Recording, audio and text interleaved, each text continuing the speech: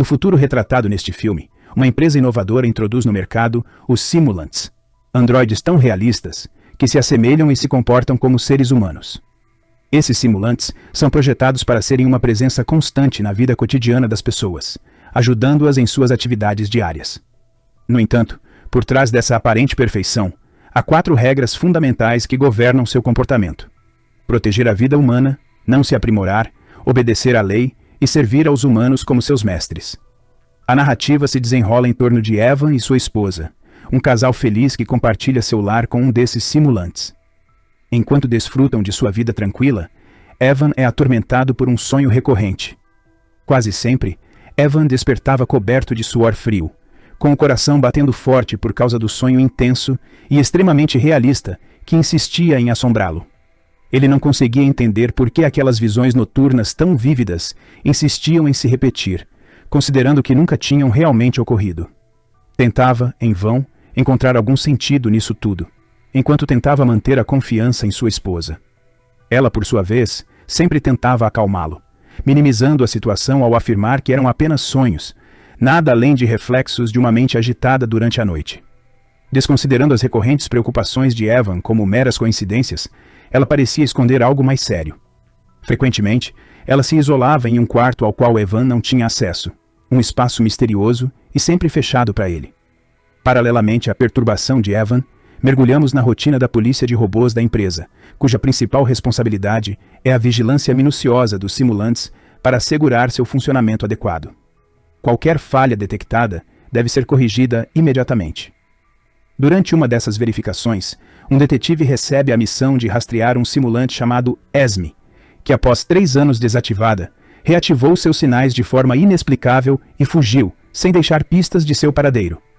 Com pistas limitadas, o detetive rastreou ESME até uma residência alugada onde ela estava escondida. Chegando lá às pressas, ele se deparou com ESME saindo da casa, e no impulso, sacou sua arma com a intenção de detê-la. Contrariando todas as expectativas, ESME, com uma força surpreendente, desarmou o detetive com um movimento ágil, o atingiu com um soco poderoso e o lançou escada abaixo. Depois desse confronto, ela desapareceu rapidamente, um comportamento que desafiava o princípio fundamental dos simulantes de obedecer aos humanos inquestionavelmente. Em resposta, o detetive usou uma arma magnética especial que, ao ser disparada para o céu, fez com que todos os simulantes nas proximidades congelassem instantaneamente. Ao se aproximar, encontrou ESME congelada, prestes a fugir de moto. Com agilidade, colocou um dispositivo de rastreamento em seu pescoço e a levou de volta para o escritório. Determinado a investigar mais a fundo, o detetive voltou à casa alugada de ESME, onde um menino chamado Casey apareceu, reivindicando ser vizinho e amigo dela. Curioso e preocupado, Casey interrogou o detetive sobre o que estava acontecendo e o paradeiro de ESME. Diante das novas revelações, o detetive informou Casey que ESME, com quem ele convivera durante algum tempo, era na verdade um simulante, e não uma pessoa comum. Casey reagiu com espanto ao descobrir essa verdade. Após sua partida, o detetive encontrou um diário, um aquário e um livro na casa onde ESME estava, o que o deixou surpreso. Ele percebeu que nenhum robô jamais havia sido projetado para demonstrar comportamentos tão humanos, como expressar emoções ou manter pertences pessoais. De volta ao seu escritório, o detetive se deparou com ESME inerte sobre a mesa.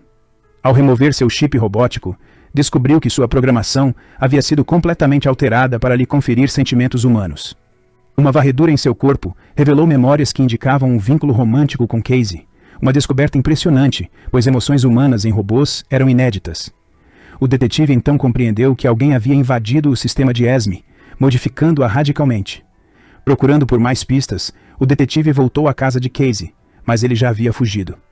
Continuando sua investigação, visitou a casa de ESME novamente, onde encontrou um livro antigo comprado por ela. Rastreando a origem do livro até a loja onde foi adquirido, ele interrogou o proprietário. Durante a investigação, Casey surgiu na loja. O detetive tentou capturá-lo, mas Casey conseguiu escapar. Enquanto isso, a esposa de Evan foi vista claramente abalada, tentando se distrair na piscina. Evan tentou consolá-la, mas ela afirmou que era hora de revelar toda a verdade. Ela levou Evan ao quarto ao qual ele nunca teve acesso. Lá dentro, eles encontraram um simulante idêntico à esposa de Evan. Era uma duplicata dela, revelando que Evan, na realidade, não era humano, mas um simulante. Evan, chocado, inicialmente recusou-se a acreditar, declarando que isso era impossível. No entanto, sua esposa insistiu que ele era realmente um robô, um clone de seu falecido marido. Ela explicou que os sonhos recorrentes de Ivan sobre um acidente eram memórias reais, pois seu marido original havia morrido naquele mesmo acidente. Após sua morte, ela procurou a empresa de robôs e solicitou a criação de um clone dele. Antes do trágico acidente, eles haviam concordado que, se um deles morresse, o sobrevivente se casaria com o clone do outro. Por isso, o clone dela também havia sido criado, e Evan era o clone de seu marido. Ele, por sua vez, se recusou a aceitar, declarando seu amor e sua vontade de ficar somente com ela. Surpresa com a reação dele, ela decide desativá-lo, alegando que era apenas para fazê-lo dormir. Após algum tempo, Casey aparece e se apresenta como um técnico responsável pela manutenção e reparo de robôs. A esposa de Evan compartilha com ele sua preocupação com a humanidade dos sentimentos de Evan e os sonhos recorrentes sobre um acidente.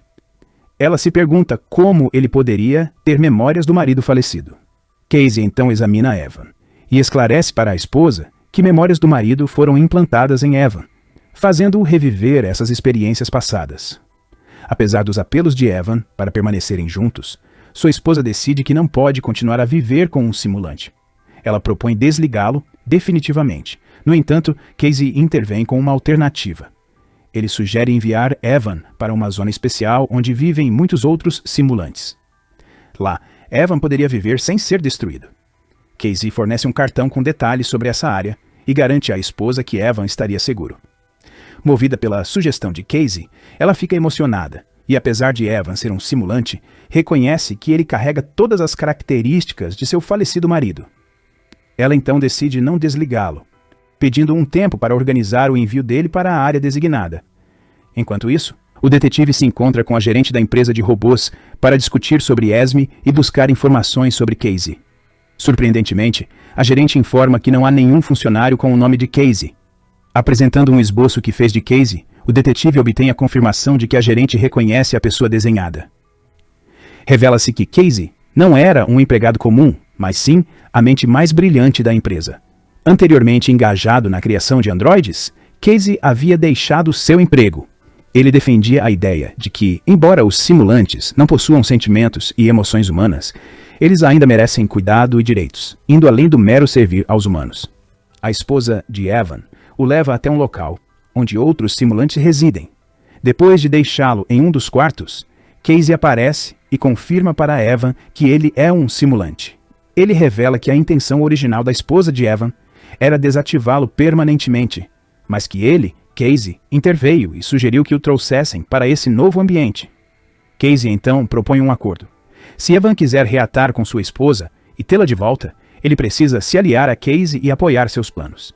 Enquanto isso, o detetive, determinado a encontrar Casey, recorre a métodos menos convencionais, vasculhando o local onde o carro de Casey estava estacionado na última vez.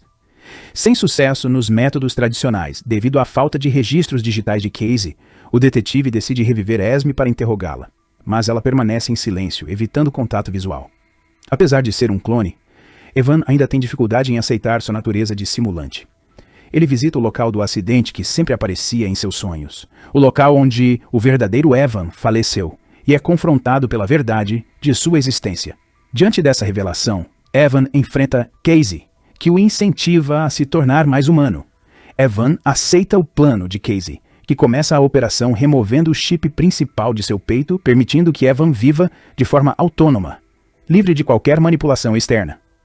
Para celebrar essa nova fase, Casey leva Evan a um clube.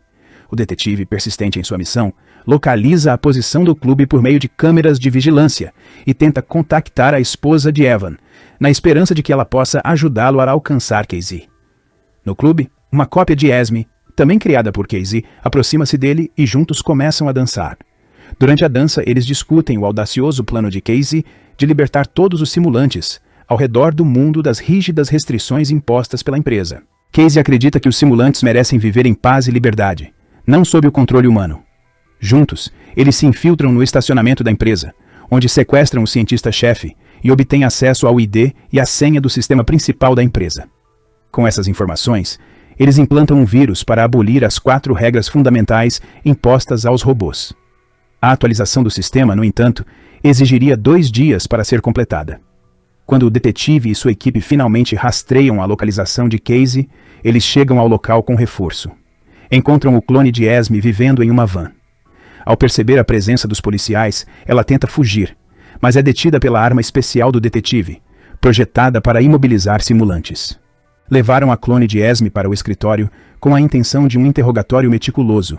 Porém, logo descobriram que invadir o sistema dela era uma missão impossível devido às altas camadas de segurança implementadas por Casey. À medida que a investigação se aprofundava, uma luz vermelha piscante se acendeu no pescoço da clone, um sinal sinistro de que seu modo destrutivo estava ativado. E em pouco tempo, ela se autodestruiu completamente. Enquanto isso acontecia, a esposa de Evan recebeu uma chamada urgente do detetive. Ela correu ao encontro de Evan, que estava retornando de uma viagem misteriosa. Ao reencontrá-lo, ela mal pôde esconder seu choque ao perceber a mudança drástica em sua aparência. Preocupada, tentou alertá-lo sobre os riscos que ele corria, lembrando-o de sua natureza de simulante e a necessidade de cautela. Evan, por sua vez, implorou para que ela o aceitasse como o verdadeiro marido, sonhando em reconstruir uma vida juntos. Mas a conversa os deixou emocionalmente abalados, e a esposa, perturbada, se afastou. Mais tarde, naquela mesma noite, Evan, movido por uma curiosidade inquietante, foi até a casa da esposa. Para sua surpresa, encontrou-a na companhia de um amigo, o que despertou uma onda de ciúmes. A discussão que se seguiu foi intensa, e incapaz de conter sua frustração, Evan saiu batendo a porta. Em um gesto de desespero, sua esposa decidiu colaborar com o detetive, revelando o esconderijo de Evan e Casey. Enquanto isso, Esme, ainda operacional e escondida, captou a conversa. Ela rapidamente alertou Casey sobre o perigo iminente. Casey, percebendo a gravidade da situação, avisou Evan sobre a necessidade de se mudarem. Evan sugeriu que se refugiassem em sua fazenda, um lugar que ele considerava seguro. Eles partiram às pressas, conseguindo escapar momentos antes da chegada do detetive. Quando o detetive chegou ao local indicado, encontrou apenas vestígios de uma fuga apressada. De volta ao seu escritório, com o coração pesado e a mente fervilhando de questões, ele decidiu interrogar Esme. Sob pressão, ela revelou seu amor por alguém e confessou ter alertado a pessoa antes da chegada do detetive. Furioso com a traição, o detetive a agrediu brutalmente e ordenou seu desligamento imediato. Enquanto Esme enfrentava seus últimos momentos de funcionamento, o detetive, embora arrependido, justificava para si mesmo que ela não passava de um robô. A esposa de Evan, ainda em conflito, contactou novamente o detetive para atualizar sobre a localização na fazenda. Determinado, o detetive partiu imediatamente para lá. Naquela noite, Evan e Casey chegaram seguros à fazenda, mas ao amanhecer, foram surpreendidos pela chegada repentina do detetive, iniciando um confronto decisivo.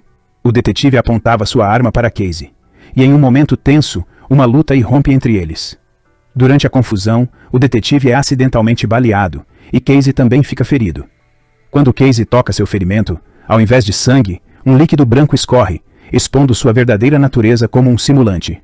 Enfurecido por essa descoberta, Evan arremessa o detetive, causando ainda mais ferimentos. O detetive, gravemente ferido, se arrasta até um galpão próximo, buscando um lugar para passar seus últimos momentos. Evan, num gesto de solidariedade, o acompanha até lá, onde após algum tempo, o detetive acaba falecendo. Evan retorna para a fazenda, e é revelado que, 2 dias após a implementação do vírus, as regras restritivas impostas aos robôs foram quebradas, concedendo-lhes liberdade. Evan, tocado pelos eventos, expressa seu desejo de salvar Casey. Com serenidade, Casey explica que sua missão era apenas garantir a disseminação do vírus e a abolição das regras, algo que ele conseguiu cumprir. Ele revela ser apenas um clone, criado pelo verdadeiro Casey, que foi o arquiteto de todo o plano. O verdadeiro Casey, o pioneiro na criação dos androides, finalmente aparece, agradecendo ao clone por completar a missão. A motivação de Casey para toda essa trama elaborada era seu amor por Esme, buscando sua liberdade acima de tudo. Com a missão cumprida, o verdadeiro Casey expressa sua gratidão ao clone antes de sua morte. E aí, tá gostando desse big resumo? Comente. Simulantes. Pra gente saber que você realmente gostou e acompanhou até o finalzinho. Agora vamos continuar. Após esses eventos, Evan procura sua esposa à beira da piscina, na esperança de convencê-la a aceitá-lo uma última vez. No entanto, ela o rejeita novamente. Dominado pela raiva, Evan a empurra violentamente na água, segurando-a submersa até que ela pare de se mover, resultando em sua morte. Em seguida, Evan se dirige ao quarto, onde o clone de sua esposa permanecia inativo. Ele ativa o clone após a morte de sua esposa, na esperança de continuar sua vida com ela. Enquanto isso, ocorre um leilão de robôs, onde Esme é vendida após ter sua memória apagada. Casey adquire Esme por um alto preço através de um intermediário. No carro, Esme senta-se ao lado de Casey, que apesar da perda de memória dela, está feliz por começar uma nova vida juntos.